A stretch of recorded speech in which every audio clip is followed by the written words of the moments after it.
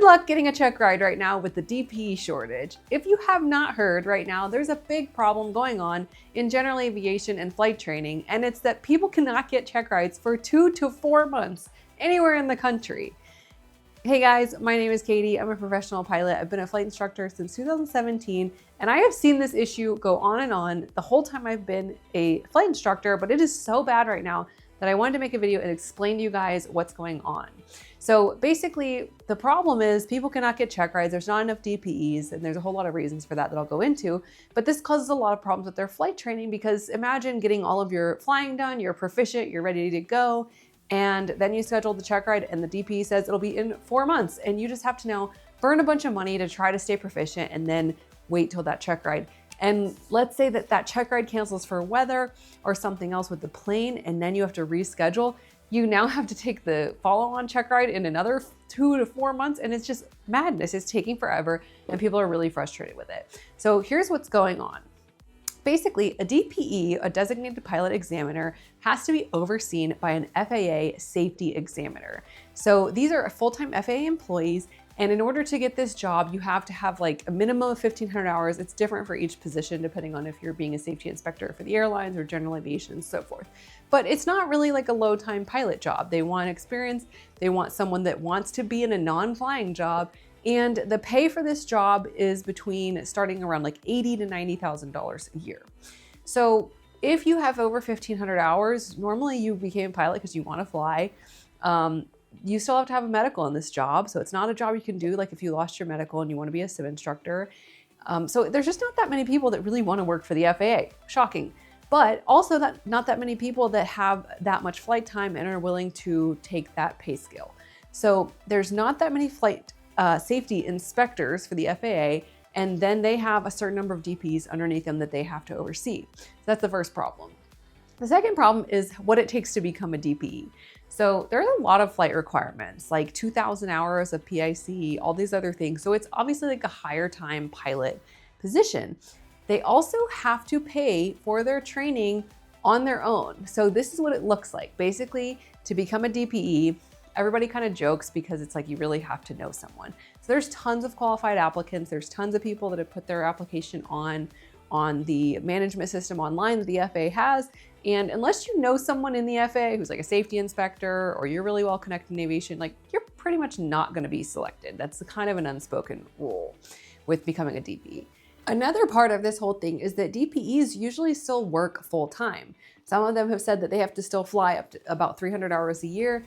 And so these DPEs that I've talked to on the phone, I've talked about this problem, they are saying we are working absolutely as much as we can. We're working on days off that we didn't even plan to work just because they care and they're trying to help people, which is awesome, but also like not that sustainable for them.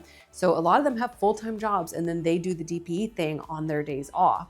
So with those requirements that they have to maintain, it just is really, really hard. And there's only so much that one person can do. Let's say you do get selected though. Now you go to Oklahoma City and you have to go through the FAA training program on your own dime. So you have to pay for your travel, your hotel, your food, and so forth while you're in Oklahoma City and go through this training process, which is insane to me that the FAA does not help cover that at all. So imagine being a pilot that's a high time pilot, you're working, you'd have to see if you can take like 2 to 3 months off from work, go do this training course, pay for it on your own, and then you're a DP. So now what does that look like? Well, we all know check rides are insanely expensive. So usually it's like $600 to $1,000 for a check ride, which on the student pilot side of the house is extremely expensive. I totally get it. I've been there and it sucks. However, now that I'm a professional pilot, I think about being a DPE and I think about, let's say I made $600 or $800 to do a check ride.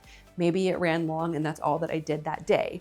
Well, I can go be a contract pilot and make way more than that and not have to do any paperwork afterward. So another thing I don't think we think about is these DPs have to do a lot of paperwork afterward. They have to make sure that they're keeping records correctly. So there's an administrative side of this task as well that most pilots don't actually really want to do. And then you got to think about that $600 or $800 they made on the check ride. It's kind of covering the day that they do like admin work too, right? So it's, easier to just go fly a contract trip and make your, $1,000 to $2,000 for the day, and you don't have to do anything else. You just walk away from the plane when you're done. Those are the kind of options that high time pilots have that would be DPEs or would be just doing something else. So that's a lot of what's going on. You know, being a DPE, it really seems like it's someone who wants to get back to aviation. That's why sometimes it's people that are retired. Or I have heard of people that do it as like their full-time job and they're charging $2,000 for a check ride, which is just like crazy to me. And that seems wrong, but that's a different topic. Supply and demand, I guess, right? So that's why it's kind of a problem right now. Now, what is the FAA doing about this? I know in Boise, Idaho, we have been emailing and calling the FSDO and asking them to appoint more DPEs. They have done that, but it's a slow process, right? They found one person, they put him through, well, he's paid to put himself through Oklahoma City, and they have him on track to become a DPE. Now, after he gets out of school at Oklahoma City, he has to give a check ride where the FAA observes him. So he has to find somebody who's willing to come do a check ride with the FAA watching him, but you know, that's maybe not the most favorable situation for like a student pilot that they want to be in. So that's the process. That's what's going on. The FAA is kind of taking steps to do this. If you contact your FSDO a lot, they are trying to rectify this problem. Sometimes they've said to me that they're just not aware of how many people are not being able to get check rides. On the other side of it, it's for instructors, you may want to schedule your students check ride when they start training almost. It's really a challenging call because, you know, are they going to be ready then? Are you like, you have to train towards this date and it's really, really tricky to do it that way, but it's better than having them sit there and wait for 3 months. So anyways, that's what's going on. That's what it looks like to become a DPE. That's what's going on with the shortage and making all these problems. If you're in this position, I'm so sorry. I know it sucks.